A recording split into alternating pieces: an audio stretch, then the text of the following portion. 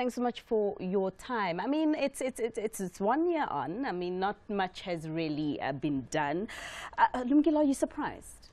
Well, in fact, the smoking gun on the report was where is the evidence, which in fact attracted a number of us, particularly a team led by Max Swelling, Ivo Chipkin, Mzwisi Qobo, as well as Harun Parrot, to say, can you really, as economists and political scientists, can you get to grips with this? So we use what was on the public producer's report to dig deeper.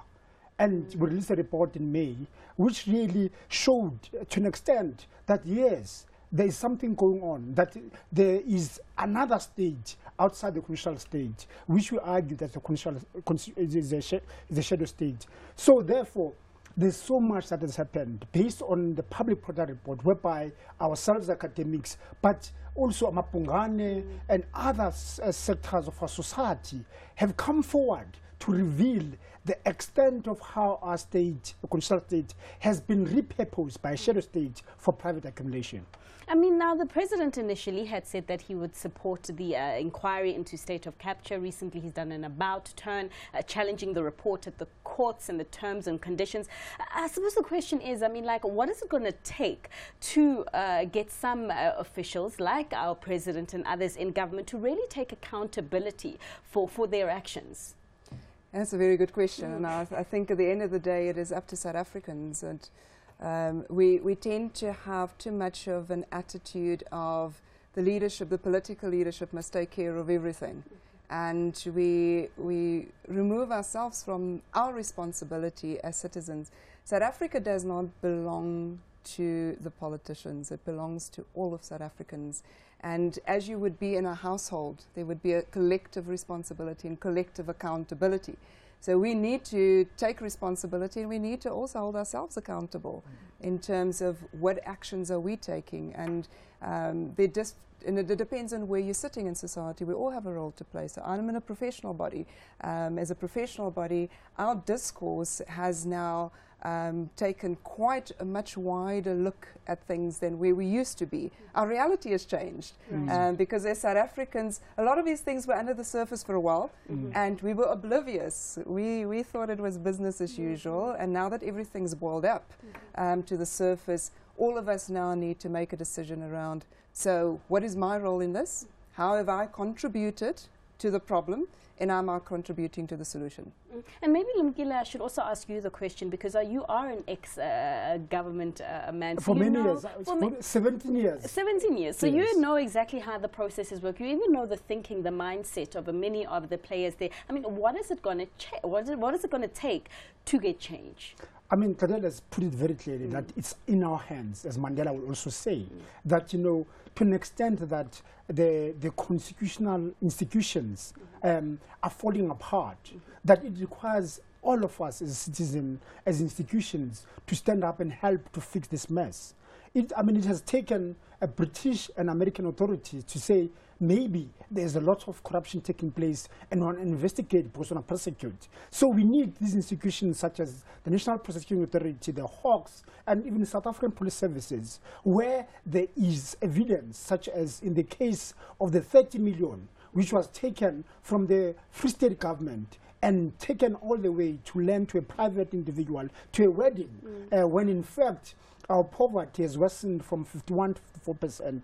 About 30 million South Africans live under poverty. These are the issues that should concern every citizen, that the constitution and the country belongs to us, not to the politician, as it's been put here. So these are the things that, you know, we think need to be done, and that awareness and that and those institutions that can have a voice should be doing. I mean, Claudelle, Lumkile is talking about more involvement from state institutions, like coming to not coming to our rescue, but also playing a part in getting us out of this difficult situation. Yet your report suggests that many of those institutions have their hands tied. It suggests quite a lot of interference in how they are run. Yes, absolutely. What we are seeing is that there is interference. We are now in the 5th edition of the Corporate Governance Index, and there are certain areas where the red light is flashing. So one of those areas is we looked at internal audit, for example, which is an important pillar of governance within the organization. Are they able to do their job without interference? And in the public sector, across the board, we've seen a significant drop in the percentage of CAEs who strongly agree that they're independent, that there's no interference. So at local, at national government, for example, where it used to be 75% saying we've got independence, we're okay, it's now down to 44% within a year. Sure. So it does worry us. The other one that is also one that red line jumping at us is the when we ask the questions around ethical culture, you know, whether ethics is an integral part of the culture. And we've seen a consistent drop. So across the board, both public and private sector, when we started with the index in 2013, 66% of the CAEs strongly agreed that ethics is an integral part of the culture. By CAEs, you're Chief Audit to? Executives. There you go. Yeah, Okay. so these are the heads of internal audit. By 2017, it's down to 53%. So significant. And we specifically survey the Chief Audit Executives because they are the independent assurance providers within the organization. And they've got a good eye on what is happening within governance, risk and control. I mean, are you shocked at these numbers, especially if you look at what has transpired over the past year with the revelations that are coming out associated to the hashtag Gupta leaks, private sector individuals also being named, the likes of KPMG, McKinsey, SAP. Are you surprised? We're surprised. I'm very surprised. I mean, because I was also surprised. Yeah, because we work in a crucial stage, and we believe that all of us are going to do the right thing. Particularly given the fact that we know our country has got a huge potential. We know that a number of individuals wake up in the morning going to work to do the right thing. So when you meet such revelations, it's shocking, it's dilapidating. And in fact, many people are now getting depressed because as we keep digging, we're uncovering more and more and more. And it can't continue. Something's got to give. So we as citizens and those that we have chosen to go to Parliament, we need to really help some of them and give them as much information as possible as the inquiry that's going on at the moment on public sector institutions such as ESCOM. So that support is required from all of us to come forward. If we have information, some of us in academia, support them in terms of research and the findings so that they're able to do their work to hold those that are involved accountable. I mean, Claudelle, you'd like to add to that? I would like to add something very important. Our corporate governance index should be read in conjunction with the Anti-Intimidation and Ethical Practices Forum's ethics survey. So what has come through in that survey very clearly, and what shocked me as a South African, is that when we asked the professionals their view of South African society, only less than 30% said that doing the right thing is more important than financial success. 30%. Less than 30%. So is this including private and public sector? Including private and public sector, and that is their view of society. So it speaks to us as South Africans. What do we say about us as South Africans? If financial success is more important than doing the right thing, so more than 70% of us. Right. But doesn't it feed into the rhetoric about doing business in Africa that corruption is the currency here? Well, in fact, I mean, the organization, Claudelle will know them, called Corruption Watch, who work with Transparency International, etc. And your work that you guys are doing, all that work fits together, and it really highlights the challenges that South Africa is facing. Particularly, I mean, for me, it's just that the resources that we have in this country, we can change so much. We can change so much if we all do the right thing. So it's not as a situation whereby, you know, we're all fighting for crumbs. We do have resources, we do have skill, but we need leaders. We need leaders that are going to stand up and do the right thing. So if you're in politics, if you're a politician, you're not employed by a party, but working for South Africa.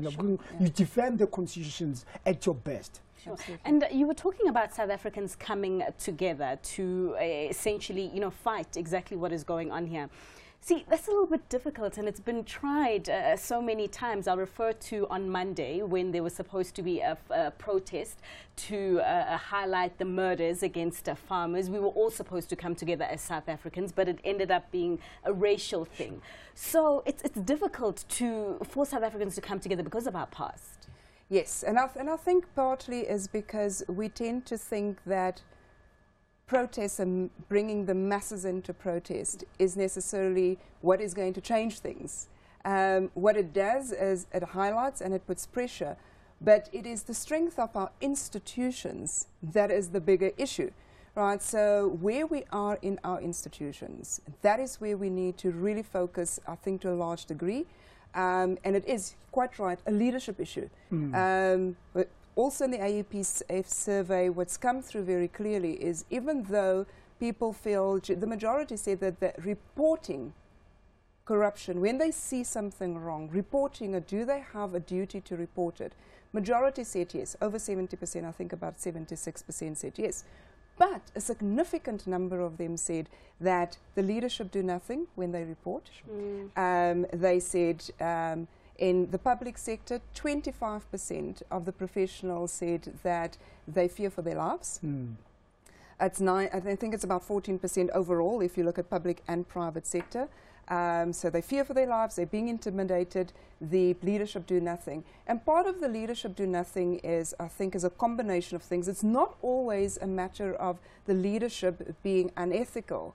Sometimes it is a matter of we're not doing enough to train people in leadership positions so that they know what to do. Right? So if a whistleblower comes to a manager and the manager doesn't know how to deal with that situation, he or she may very well put that person in, expose that person, right? And if the person is exposed, the person becomes a casualty of war. The others look at it and say, if that is what's going to happen to whistleblowers, I'm not going to blow the whistle. And so people become afraid. They're afraid to blow the whistle, they're afraid of losing their jobs, and a lot of it has got to do, it comes back to leadership. So political noise is one thing. Institutions falling apart, that's quite a different story. Most definitely. I mean, Lumkile, I mean, what do you say to the views that South Africans have the government that they deserve? I mean, it's the government that they elected, so why complain? Well, in fact, our biggest challenge, that we all aware of, is around education. I mean, the ex-Statistician General, Paddy Lehoetla, argues that, you know, we have not yet exploited our demographic dividend. And what that talks to is that educationally, particularly at one level, we're doing poorly than we did in the 80s. Because remember, the information, these platforms and the information talks to a particular consequence of our society. So majority of our people rely on second or third hand information.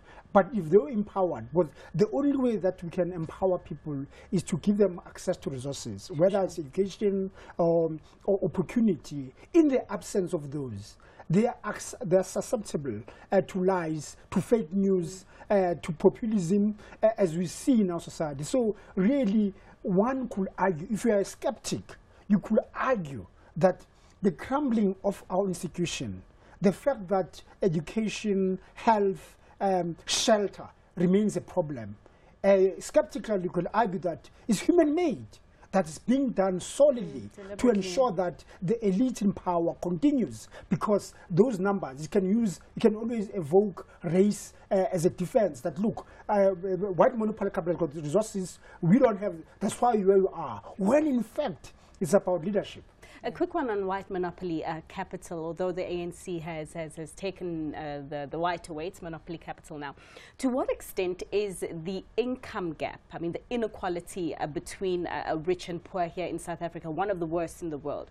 To what extent is this an enabler for you know, a drop in ethics, for a lack of accountability? Now, I think it plays a huge role.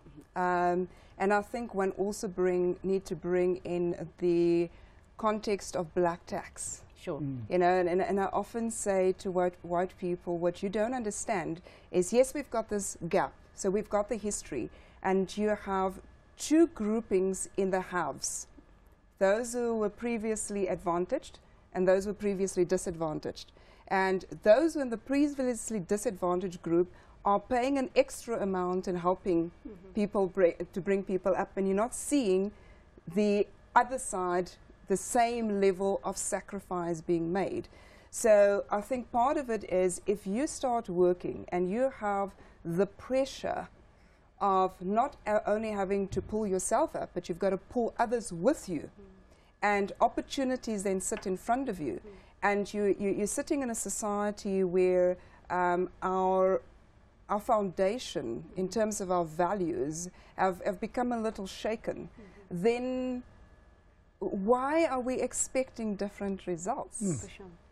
And it is an issue that we need to have a narrative about, but we skirt around it because it's an uncomfortable conversation. Hey, it's paying black tax is really uncomfortable. That's something I can totally agree with. But thank you so much for your time. We're going to have to leave it there. I mean, a quick one. Next year, I mean, will we still be sitting in this place regarding the State of Capture report? Yes, no? It's in our hands. And I'm hoping not. And I do see that the professional bodies, regulators, are taking action from their perspective, and a lot more, I would say, society much more sensitized. Sure.